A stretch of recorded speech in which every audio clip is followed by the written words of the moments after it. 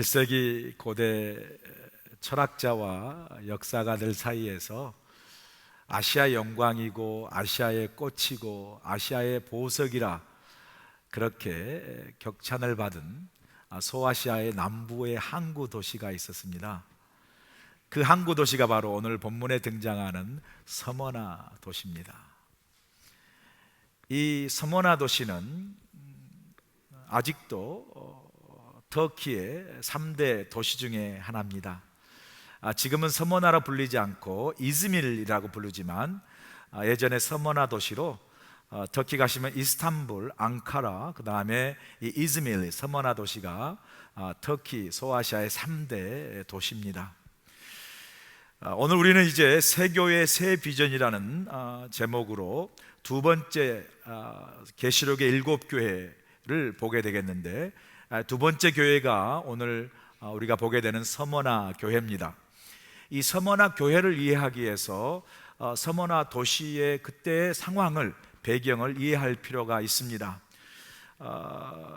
주후 1세기쯤 돼서 이제 로마 황제가 신으로 숭배하는 황제 신격화 무브먼트가 일어나게 됩니다.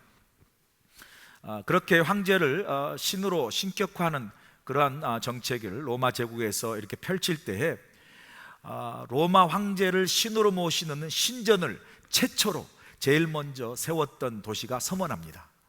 서머나가 로마 황제를 신으로 모시는 신전을 제일 먼저 세웠기 때문에 당연히 황제로부터 이 서머나 도시에 대한 그 아주 흡족한 마음이 있죠. 충성을 다하여 자신을 신으로 모신 신전을 세웠기 때문에 이 로마 황제는 서머나 도시에게 아주 특혜를 주었습니다. 그래서 일찍부터 이 서머나 도시가 자치 도시로 승격되는 그런 특혜를 입었고, 당연히 황제의 정치적인 후광으로 인해서 많은 그 분야에서 정치적인 어떤 자치와 또 경제적인 번영과 여러 모양에서 아주 풍성한, 부요한 그러한 도시로서의 모습을 갖추게 되었습니다. 사도 바울이 있었던 1세기 당시에 그때만 해도 벌써 서머나 도시 인구가 20만 명이다 하면 굉장히 큰 도시입니다. 그렇게 인구도 많고 정치적으로도 황제 후광을 입고 경제적으로도 풍요하고 부요한 도시가 바로 서머나 도시였습니다. 이 서머나 도시에서 황제 신전을 세운 다음에 이 서머나 도시 시민들은 매번 그 황제 신전에 올라와서 그 황제 신전 앞에, 신상 앞에 충성을 맹세했습니다. 로마 황제를 우리가 가이사라고 부르는데 그 황제 신상 앞에 절하면서 뭐라고 충성을 맹세했냐면 가이사, 로마 황제 가이사는 나의 주님이십니다 라고 말하면서 그 신상 앞에 충성을 맹세했습니다. 이러면 황제에 충성한 이 황제 숭배 증명서를 보여줍니다. 증명서를 발급하면 그 증명서를 가진 사람은 그 도시에서 여러 법적인 지위와 또 경제적인 여러 가지 특혜와 또 어떤 그 권리를 가지고 풍요롭게 살 수가 있었습니다.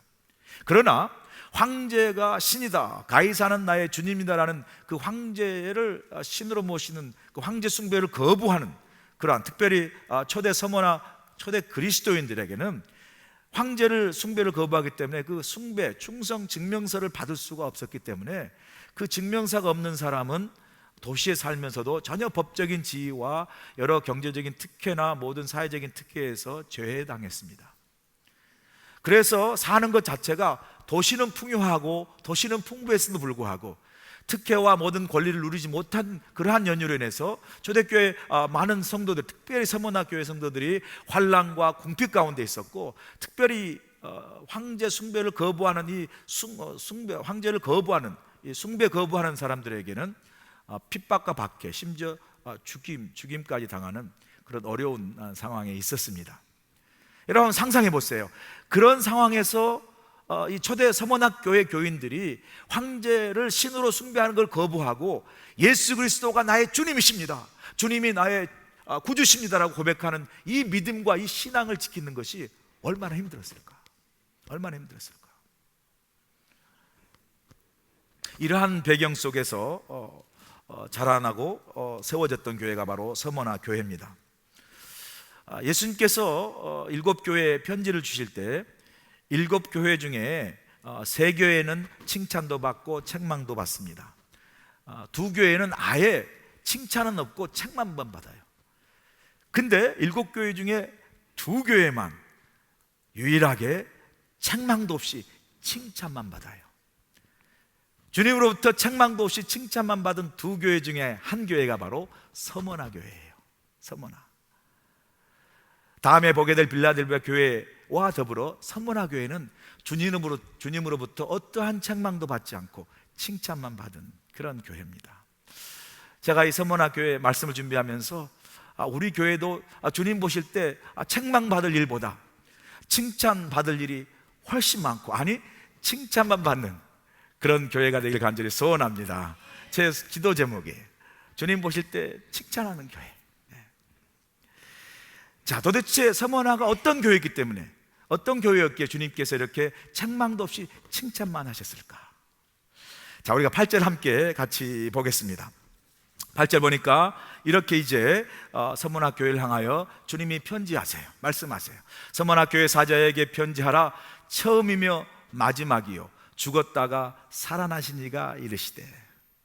자, 기억나시죠? 모든 초대교회 7교회 주신 편지에 주님이 편지 서두에 주님이 어떠한 분이신가를 스스로 계시하시면서 주님의 모습을 나타내 보이시는 말씀이 항상 첫 번째 등장한다고 말씀 제가 하지 않았습니까?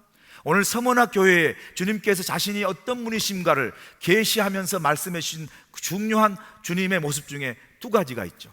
주님 스스로를 어떻게 계시하고 계십니까? 어떻게 말씀하고 계세요? 주님이 나는 처음이요 마지막이라 말씀하세요. 그리고 또한 주님께서 말씀하시기를 나는 죽었다가 살아나신이라고 말씀하세요. 이 주님께서 자신을 계시하실 때 첫 번째 나는 처음이요 마지막이라 말씀하신 이 말씀은 오늘 이 구절에만 처음 나온 것이 아니라 계시록 22장 13절에 또 나와요. 계시록 22장 13절에 보니까 나는 알파와 오메가요 처음과 마지막이요 시작과 마침이라. 알파는 헬라 알파벳의 첫 번째 문자 A와 같은 거고요. 오메가는 헬라 문자 알파벳 마지막 영어 Z와 같은 거예요. 그래서 시작과 끝이라는 거죠. 처음과 마지막이고, 그렇죠? 그리고 시작과 마침이라고 말씀하세요. 영어 성경 보니까 주님이 the first and the last 라고 그렇게 말씀하세요. 제가 이 구절을 읽으면서 제 마음에 깨달아지는 것이, 우리가 인생을 살아가면서 정말 우리에게 필요한 게 있다면 이 알파 오메가의 은혜, 처음과 마지막의 은혜, the first and the last 은혜가 우리에게 필요하다라는 것을 제가 깨달았어요. 제가 지난주에 2번의 장례식을 제가 이렇게 집례하게 되었습니다. 장례식을 집례하면서 이제 하관 예배도 드리면서 이제 공동묘지도 가서 이제 묘지에 가서 이렇게 화관 예배를 드리면서 예배를 드리면 이렇게 많은 분들이 이제 이렇게 묻혀 있는 비석들이 있지 않습니까? 그걸 보면서 제가 이런 생각을 했어요. 이런 분들은 어떻게 인생을 시작했다가 어떻게 인생을 마치고 이곳에 묻혔을까? 그 생각이 좀 궁금하더라고요.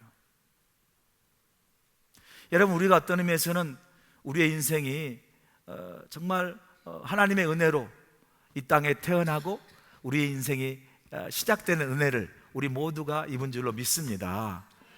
우리가 그냥 우연히 어쩌다 이 땅에 태어난 게 아니에요.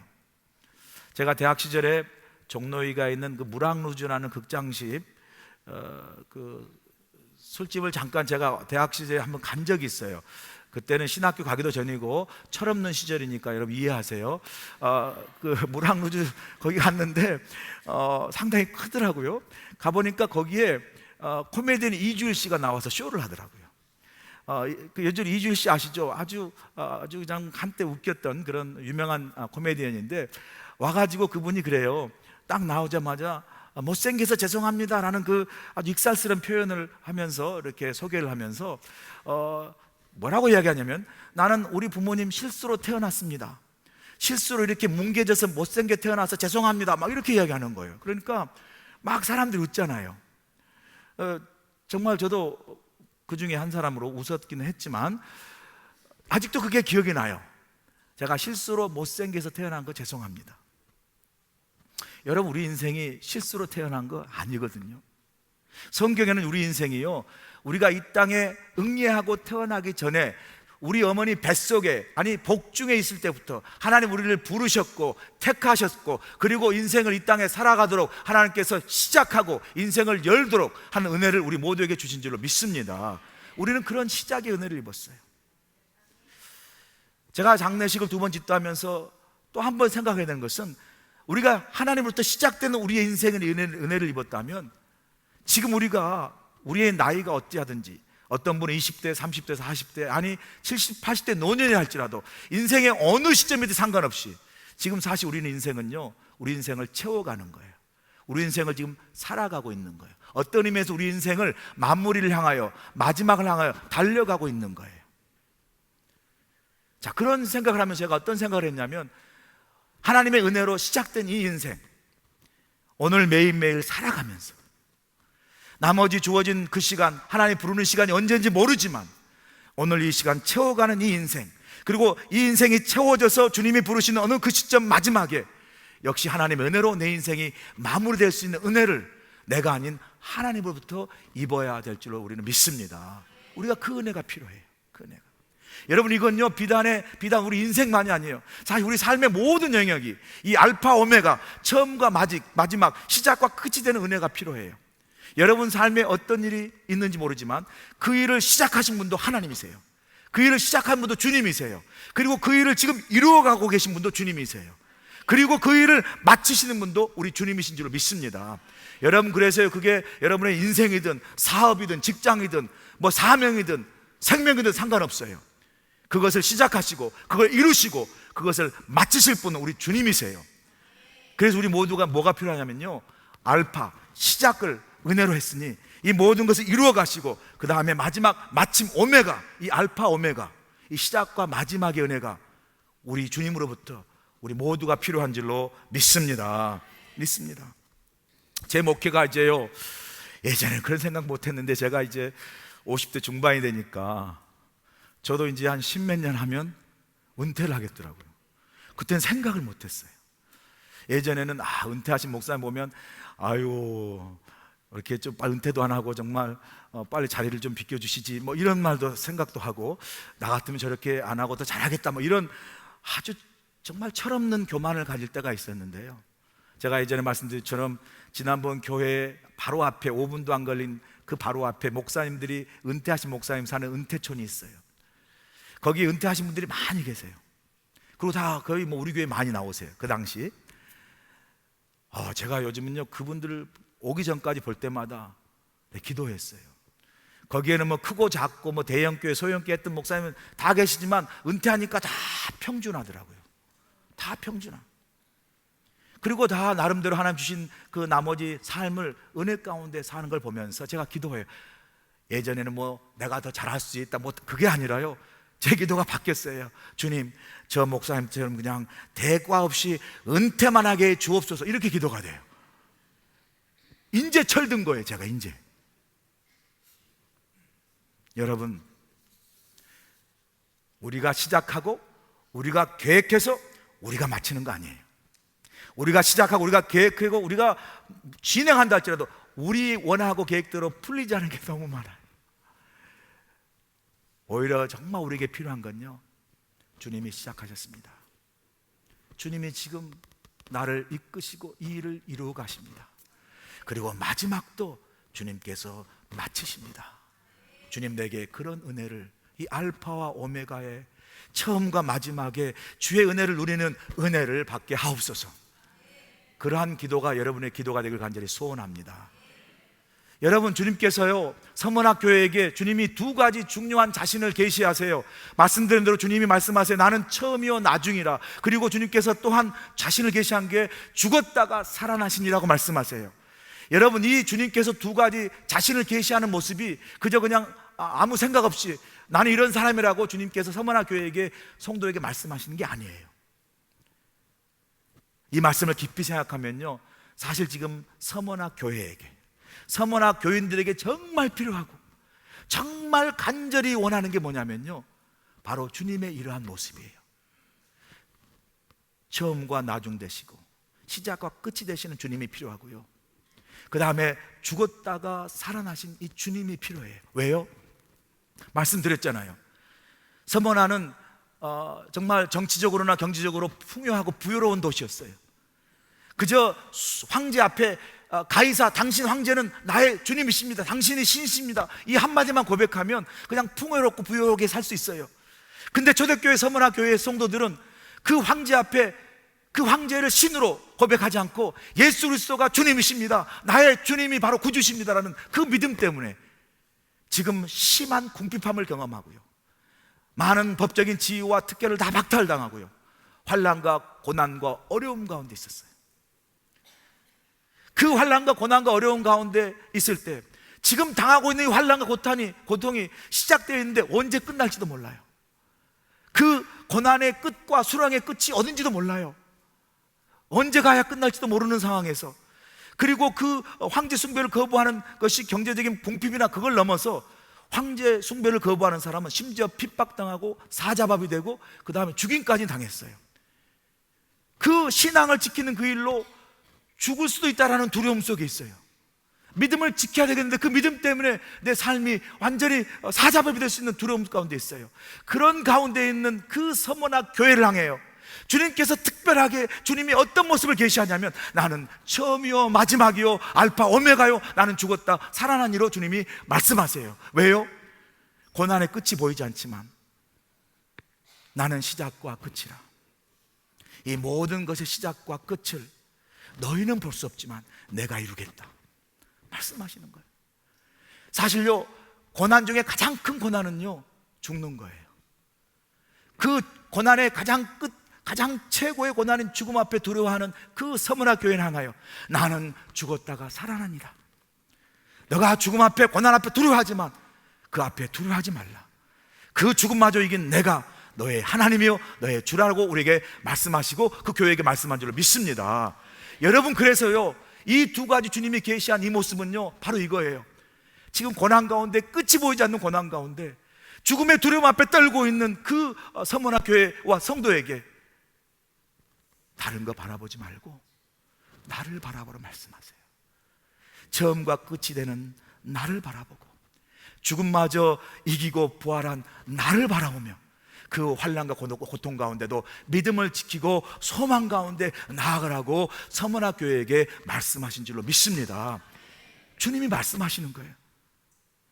나를 바라보고 그 환난과 고통에서 끝을 내시고, 그리고 죽음마저 이기시는 그 주님 나를 바라보며 힘을 내고 믿음을 지키라고 말씀하세요. 여러분, 우리에게 뭘 말씀합니까? 우리가 살면서요, 우리도 서머나교회 교인처럼 예가 아니잖아요. 우리가 살면서 어려움 당하고요, 궁핍함도 당하고 예기치 않은 고난도 당합니다. 그때 우리가 무엇을 바라보며 위로받겠어요? 주님이 말씀하세요. 그 모든 것의 시작과 끝을 이루시고 죽음마저 이기신 주님, 이 부활을 능력을 가진 주님이 나를 바라보고 너희들이 소망 가운데 위로받고 힘을 내라고 우리에게 말씀한 줄로 믿습니다. 주님을 바라보는 거예요. 주님을 바라보는 거예요.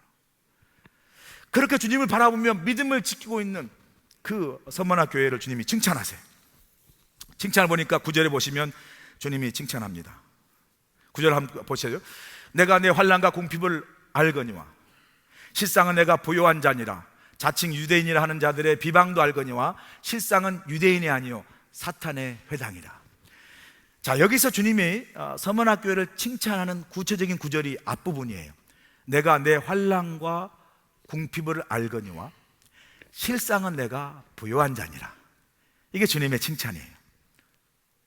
자, 근데 이 서머나 교회를 향한 주님의 칭찬을 들으면 맞습니다, 칭찬 받을 만하네요 라는 공감이 우리 마음속에 쉽게 나오질 않아요. 왜냐하면요, 이 주님이 서머나 교회를 향하는 이 칭찬 속에 우리가 원치 않는 모순이 들어있고 우리가 별로 원하지 않는 역설이 들어있어요.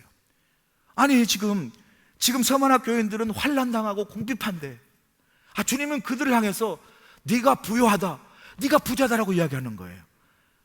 여러분 딱 들을 때 그게 그렇게 썩 와 닿습니까? 누가요, 내가 지금 아주 고통 가운데 있고 어려운 가난 가운데 있고 내가 막 병 가운데 막 그냥 신음하고 있는데 와가지고 야 당신 정말 부자인 거야, 막 병들어서 힘들었는데 야 그래도 당신 그만은 건강한 거야, 뭐 이렇게 이야기하면요, 그게 위로가 아니라 뭐 불난 집에 불 지른 그런 느낌을 받아요. 염장 지른다 그러나요? 그런 걸 보고 공감이 안 돼요. 공감이 안 돼요. 사실은요, 환난과 궁핍이 있으면요, 그건 가난한 거죠. 고통스러운 거죠. 어떻게 그게 부유한 것입니까? 주님이 환난과 궁핍을 하느니 실상은 내가 부유한 자라, 이 말하는 주님의 실상 우리 싫어요. 사실 우리가 원하는 건 내가 원하는 나의 실상이 좋아요. 내가 원하는 나의 실상이 뭐예요? 주님, 내 인생에 환난도 하나도 없고, 그죠? 궁핍도 하나도 없고, 실제적으로 내가 부자인 그런 인생, 이게 정말 내가 원하는 실상이죠.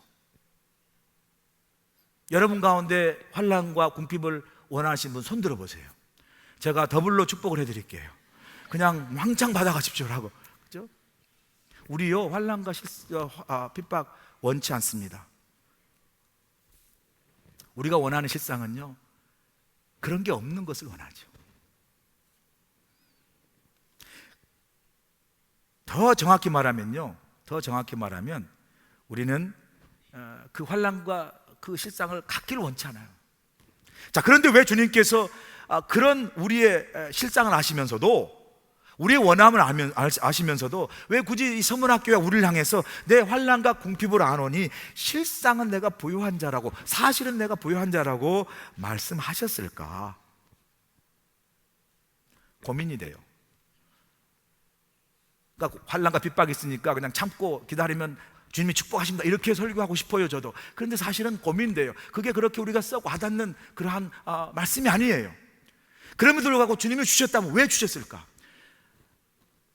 여러분, 주님께서 실상은 내가 부유한 자라고 말씀하신 이유는 우리가 살면서 여러분, 우리가 정말 이것이 진실이다, 이게 사실이다라고 믿는 이 실상이 우리가 믿는 대로 진짜로 실상이 아니라 사실은 실상처럼 보이는 허상들이 너무 많아요. 여러분 인생을 살면서 여러분이 이것이 내가 믿을 만하고 이것이 내 인생을 행복하고 실제적으로 부욕해 한다고 믿었던 그 실상들이 뭡니까? 어떤 사람은 그게 물질일 수 있고요, 어떤 사람은 그게 명예, 권세, 사회적 지위, 어떤 자신의 어떤 인생 젊음일 수 있어요. 건강할 수 있습니다. 그런데 우리가 살면서 경험한 게 뭡니까? 그렇게 우리가 정말 이것이 나의 인생을 부욕해 하고 행복해 한다고 여겼던 그 실상들이 어느 순간 너무나 쉽게, 너무나 아주 허무하게 부서져 버리고 깨져 버리는 경험들을 우리가 하지 않습니까? 여러분 그런 경험 없으세요? 여러분 믿었던 실상이 그게 실상인 줄 알고, 그게 진실인 줄 알고, 그게 사실인 줄 알았는데 사실은 그게 실상이 아니라 너무나 쉽게 부서지는 허상이었다는 거예요.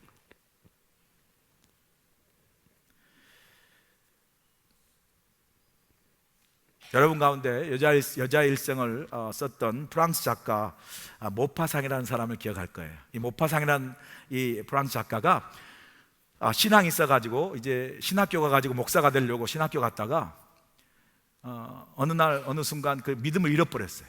신앙을 잃어버리고 나는 이제 하나님 필요 없고 그냥 세상에 나가서 내 원하는 대로 성공하고 내 인생을 마음껏 누리며 살겠다라고 신학교를 퇴학하고 세상으로 나갔습니다. 그리고 열심히 글을 썼어요. 그리고 10년 만에 정말 그야말로 유명한 세계적인 작가가 됐어요. 1800년대 말 그 당시에 이 모파상이 어느 정도 부유한 인생을 살았냐면 1800년 말에 지중해 요트를 가지고, 여러분 요트를 가져보지 않으셔서 감이 안 오실 텐데 이 요트를 가졌다는 건 아주 부자인 거예요. 이 비싸잖아요, 요트가. 그죠? 그것도 1800년대 말에 요트를 가지고 있었고, 노르망디, 프랑스 노르망디에 큰 대저택을 갖고 있었고, 그 다음에 파리에 가장 아주 그냥 호화스러운 아파트를 가지고 있으면서 인생을 마음껏 누리고 향락하며 살았어요. 그럼에도 불구하고 비평가들은 그에게 막 찬사를 보냈고, 군중들은 그를 흠모했고, 은행에는 평생 쓰고 남을 돈이 넉넉하게 있었어요. 야, 우리가 믿는 실상은, 야, 그거야말로 그게 행복입니다라고 우리가 말하는 실상 같은 삶을 살았어요. 그런데 그 풍요와 부여 속에 모파상이 불면증에 시달립니다. 그러다가 1892년 1월 1일 날 새해가 밝았는데, 인생의 그 공허함과 그 허탈감을 이기지 못해서 칼로 자기 목을 찌르죠. 그리고 자살을 기도했는데 실패하고 겨우 살아났다가 정신이 분열됐어요. 그래서 정신병동에서 몇 달을 지나게 될 때에 그가 막 그냥 잘 못 알아듣는 말로, 또 막 그냥 여러 말로 막 그냥 외치면서 그렇게 몇 달 살다가 43세의 젊은 나이로 모파상이 세상을 떠났습니다. 그가 죽고 나서 그의 비석에 그가 정신이 놓았을 때 외쳤던 말을 그의 묘비명으로 썼어요. 그 묘비명이 뭐냐면 이거예요. 그 묘비명이 바로 나는 모든 것을 소유하고자 했지만 결국 아무것도 갖지 못했다. 이게 모파상의 묘비명이에요. 누가복음 12장에 가시면 주님께서 어리석은 부자의 비유를 줍니다. 이 부자가 수확을 했습니다. 소출이 너무 많아서 그가 그냥 곡간을 막 늘려가지고 소출한 모든 곡식을 다 채우면서 그가 말합니다. 이제부터 내 영혼이 평안히 먹고 마시고 즐기리라, 내 인생을 마음껏 즐기리라고 말할 그때에, 그 어리석은 부자의 그 비유의 펀치라인은 이거예요. 주님께서 그때 어떻게 말씀하시냐면, 오늘 밤 내 영혼을 내가 찾으면 내가 쌓아놓은 이 재물은 네 것이 되겠느냐. 이게 주님의 펀치라인이에요. 부자가 믿었다고 생각했던 그 행복한 인생의 부여의 실상이 재물이라고 그 스스로가 마음껏 고백하고 있을 때 주님께서 말씀하세요. 그게 허상임을 깨닫게 하시고, 우리로 하여금 뭘 말씀하세요? 진짜 실상은, 우리 인생의 진짜 진실인 것은요, 우리 생명을 붙잡고 있는 우리 주님이 우리 인생의 진실이고 실상인 줄 믿습니다. 이게 비유의 핵심이에요. 여러분, 이 서머나 교회는요, 어떻게 해서 이 환난과 핍박 가운데 믿음을 지킬 수 있었냐면요, 바로 그들의 인생 속에서 무엇이 그들의 인생을 부욕해 하고 무엇이 그들의 인생을 행복하게 하는 실상과 허상을 분별할 수 있는 영적 능력이 있었어요. 그들도 다 이 황제 숭배를 한 번만 하면 그들의 인생이 펼쳐지고 그들이 부유하게 산다는 걸 다 알았어요. 그럼에도 불구하고 그들은 황제를 숭배하는 것이 그들에게 참 행복을 주는 실상이 아님을 깨달은 거예요. 비록 그들이 환난과 핍박 가운데 있어도 믿음을 지키고 예수 그리스도가 나의 구주라고 말하는 그 믿음과 그 신앙이 사실은 정말 자신들의 인생을 부욕해 하고 행복하게 하는 실상이고 진실인 것을 알았기 때문에, 여러분, 무조건 믿음을 지킨 게 아니에요. 그런 분명한 영적 분별론과 그 인생의 진정한 실상이 무엇이고 행복이 진짜 무엇인 걸 아는 사람이 그런 놀라운 믿음을 선택하는 능력이 있는 줄로 믿습니다. 그게 있었어요. 그게. 그래서 사실 여러분, 서문학교회 주님이 주신 칭찬이 있잖아요. 내가 환난과 핍박을 하노니 내가 실상은 부유한 자라. 이 말은요, 서문학교회에게는 칭찬이지만 사실 오늘 예배드리는 우리에게는요, 하나님이, 주님 우리에게 던지시는 질문이에요. 질문이에요. 무슨 질문이냐면요, 바로 이거예요. 너희가 과연 믿는다고 하면서, 그죠? 신앙을 가졌다고 하면서도 정말 이 서머나 교회 교인들처럼 세상에 어떤 환난과 핍박이 있고, 그죠? 어려울 때, 잘 나갈 때 말고요, 잘 풀 때 말고, 그때는 사실 다 믿음 갖기 쉬워요. 그런데 그때 말고, 내가 잘 풀리거나 잘 나갈 때 말고 어떤 순간에 예기치 않은 삶의 환경과 공피가 고난이 왔을 때, 그럼에도 불구하고 그때 해도 서머나 교회처럼 내가 내 믿음과 신앙을 지킬 수 있느냐, 우리에게 묻는 거예요. 거꾸로 내가 막 너무 잘 나가고 너무 풍성해가지고 그냥 야 나는 손만 대면 이렇게 축복이 될까라고 축복이 넘쳐가지고 자기가 모든 걸 할 수 있다는 능력이 충실해지는 그러한 삶의 상황 속에서도 겸손하게 이 모든 것이 다 주님이 내게 허락하신 그 은혜라는 것을 믿음으로 붙잡을 수 있는 능력이 있냐 물으신 거예요. 여러분, 우리가 진짜 믿음은 바로 이 서머나 교회에 던진 이 질문처럼 좋을 때나 너무 일이 잘 풀릴 때도 교만하지 않고 철저하게 이것이 주님의 축복이라고 주님 붙잡는 믿음과 환난과 핍박 가운데서도 꺾이지 않고 쓰러지지 않고 좋을 때만 붙잡고 즐거울 때만 붙잡는 것이 아니라 환난과 핍박 속에서 여전히 주님이 나의 구주심이라고 믿음을 지키고 신앙을 지킬 수 있는 그러한 믿음이 우리에게 있느냐라고 묻는 줄로 믿습니다. 이게 믿음이에요. 우리가 이 질문에 대답할 수 있는 게 믿음이에요. 여러분이 삶 속에서 이 모든 것보다 아니 주님이 환난과 핍박과 모든 궁핍함을 이길 수 있는 능력이 하나님이시고 그 모든 걸 다 하나님께서 주님께서 넉넉히 그 모든 걸 정말 감당하고 이길 수 있는 힘을 가지신 분이라는 그 주님에 대한 확신이 있다면 여러분 어떤 상황 속에서도 나는 이것보다 주님을 더 사랑합니다. 나는 이런 상황에서도 내 믿음이 꺾이지 아니하고 내가 주님과 신앙을 붙잡습니다 라는 믿음을 가지게 될 줄로 믿습니다. 이런 믿음을 우리가 갖기를 소원합니다. 그러면서 주님께서 성도들에게 권면하세요. 서머나 교회 성도들에게 권면합니다. 10절 보세요. 뭐라고 권면하십니까? 말씀하세요. 너는 장차 받을 고난을 두려워하지 말라. 볼지어다 마귀가 장차 너희 가운데 몇 사람을 오게 던져 시험받게 하리니 너희가 10일 동안 환난을 받으리라. 내가 죽도록 충성하라. 그리하면 내가 생명의 면류관을 내게 주리라. 주님께서 야 이제 다 끝났다, 더 이상 고난이 없다 그렇게 말씀하시면 딱 좋겠는데 오늘 읽어 보니까 야 아직도 조금 끝나지 않았다, 고난이 좀 있을 텐데 성도 가운데 시험과 사탄의 어떤 그 회방으로 인해서 사탄의 계략으로 인해서 성도 가운데 몇 사람이 옥에 갇힐 것이라는 고난이 있음을 말씀하세요. 그러면서 말씀하시기를 고난을 두려워하지 말라 말씀하세요. 그리고 이 고난이 10일 동안 환난을 받는다고 말씀하세요. 제가 10일 동안 환난을 받는단 말에 딱 눈이 딱 꽂히더라고요. 이 10일은 우리가 보통 말하는 10일을 의미하는 게 아니에요.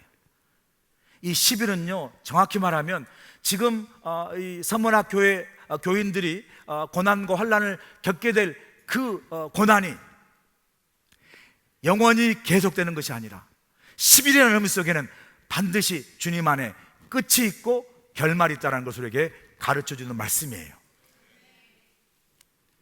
물론 우리가 어렵고 힘든 가운데 있으면요 하루가 1년 같고요 한 달이 10년 같아요. 그죠? 여러분 힘들고 어려운 상황에 있어 보세요. 얼마나 그 하루하루가 그 수렁에 있는 하루하루가 마치 10년 아니 영원처럼 느껴지잖아요. 혹시 여러분 그런 가운데 어려운 가운데 있는 분 계세요? 주님이 말씀하세요. 두려워하지 말라. 그 고난이 10일 동안 있을 것이다. 10일이 아니라 이 고난은 반드시 주님이 지나가게 하신다는 거예요. 반드시 주님이 이 고난의 끝이 있음을 우리에게 가르쳐 주시는 줄로 믿습니다. 그래서 여러분 우리에게 뭐가 필요하냐면요 이 10일의 믿음이 필요해요. 어떤 고난과 환난 속에서도 주님 안에서 10일이라는, 물론 10일이라는 기간이 어떤 사람에게는 1년일 수 있고요 어떤 사람에게는 10달, 1년, 어떤 사람은 10년, 20년일 수 있어요.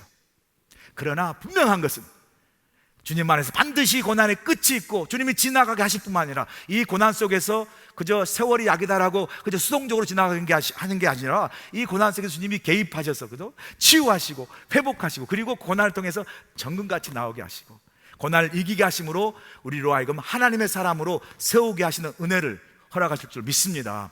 이 10일의 은혜, 10일의 은혜는 바로 그거예요. 어떠한 고난도 반드시 주님 안에서 끝이 있고 주님이 이 고난을 통하여 나를 회복시킨다는 이 10일의 믿음이 우리 모두에게 다 필요할 수 있기를 원합니다.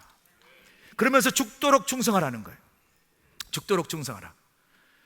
서문화에요, 목회자였던 폴리캅이라는 감독이 있었는데 그 목회자가 황제 숭배를 거부했어요. 이 폴리캅 감독이 황제 숭배를 거부하니까 유대인들이 밀고를 해서 잡혔습니다.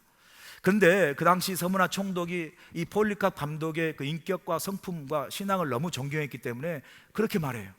감독님, 폴리캅 감독님, 감독 한 번만, 딱 한 번만 황제 숭배만 하면, 절하면 내가 풀어주겠다, 생명을 살려주겠다, 그렇게 종용해요. 회유합니다. 그럴 때 폴리캅이 이렇게 대답합니다. 86년 동안 내가 섬겨온 주님은 한 번도 나를 배신하지 아니하고 언제나 나를 사랑으로 대해 주셨는데 내가 어찌 그분을 배반할 수 있습니까? 그리고 순교당했습니다. 죽도록 충성한 실질적인 애가 서머나 교회에 있었습니다. 여러분, 죽도록 충성하라는 이 죽도록 충성하라는 말은요, 충성하기 위해서 여러분 죽으라는 소리 아니에요. 여기 충성하기 위해서 죽을 분 한 분도 안 계세요. 죽도록 충성하라는 말은 두 가지 있어요. 첫 번째, 죽도록의 말 안에는 시간적인 개념이 있어요. 무슨 말이에요? 끝까지 하라는 거예요. 끝까지. 두 번째, 이 죽도록이라는 말에 충성의 질적인 개념이 있어요. 끝까지 하되 정말 죽을 만큼 온 몸과 정성을 다하여 변함없는 충성으로 충성하라는 의미예요. 여러분, 충성할 때 가장 힘든 그 관문이 뭔지 아세요? 충성할 때 가장 힘든 관문이 시간이라는 관문이에요. 처음엔 다 잘해요. 처음에 은혜 받을 때, 처음에 교회 직분 받을 때, 처음에 좀 하나님 앞에 어떤 사명 받을 때 처음에 다 잘합니다. 여러분, 가룟 유다도요 3년 동안 잘했어요. 얼마나 잘했으면 주님께서 신뢰해가지고 야, 너 회개 맡아라, 재정을 맡으라고 할 정도로 주님이 신뢰했어요. 그런데 그 3년을 잘하다가 그 3년의 시간을 통과하지 못했습니다. 저와 여러분이 죽도록 충성하는 의미 속에 우리가 믿음 생활했고 주님 사랑했고 교회 사랑했고 신앙생활 들어왔으면요, 도중에 넘어지거나 꺾이거나 엎어지지 마세요. 죽도록 끝까지 주님과 동행하시는 믿음 되시길 간절히 소원합니다. 하시되요, 그냥 가기는 가는데 마음 왔다 갔다 그냥 변질되고 그냥 하루에도 두세 번 왔다 갔다 하지 마시고 죽도록 뭐예요? 죽을 만큼 충절을 가지고 변함없이 끝까지 믿음의 질과 정말 주님을 향한 정말 그 진실한 믿음을 가지고 끝까지 갈 수 있는 여러분 되실 간절히 소원합니다. 생명의 면류관을 주시겠대요. 생명의 면류관. 놀랍죠? 근데 에베소 교회는요, 처음 사랑을 잃어버려서 이 많은 시간이 지난 후에 에베소 교회는 흔적 없이 에베소 도시는 다 없어졌어요.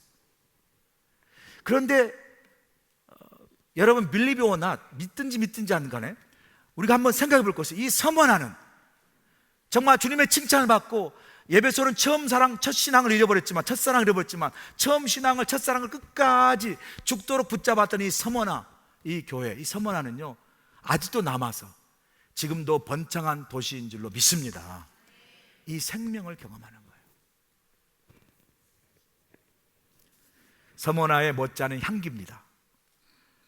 저희와 여러분이 신앙생활 하면서 이렇게 고난 가운데도 믿음을 지키는 믿음의 향기가 있고 끝까지 변함없이 믿음으로 주님과 동행하는 어떤 충성의 향기를 가지고 저와 여러분이 주님 부르시는 그날에 내가 믿음을 지키고 선한 싸움을 싸우고 달려갈 길을 마쳤으니 이제로는 주께서 예비하신 의의 면류관, 생명의 면류관을 향하여 내가 이제 왔습니다라고 주님께 고백하면 우리의 알파와 우리의 인생의 마지막을 주의 은혜로 잘 믿음으로 마무리할 수 있는 은혜로운 교회, 은혜로운 여러분이 되시길 주님으로 간절히 축원합니다.